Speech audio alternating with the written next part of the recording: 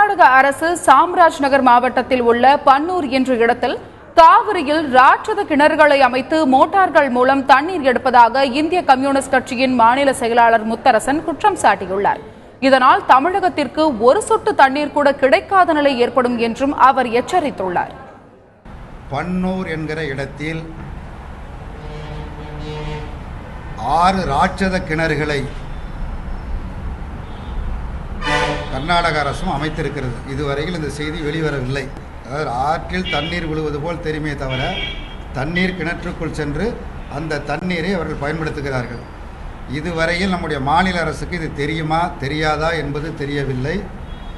இது மிக அபாயகரமானது. அதாவது ஒரு சொட்டு தண்ணீர் கூட தமிழகத்திற்கு கிடைக்காமல் செய்வதற்குள்ள நடவடிக்கையை மறைமுகமாக, யாருக்கும் தெரியாமல் மறைமுகமாக கர்நாடக அரசு இந்த நடவடிக்கைகளை மேற்கொண்டிருக்கிறது.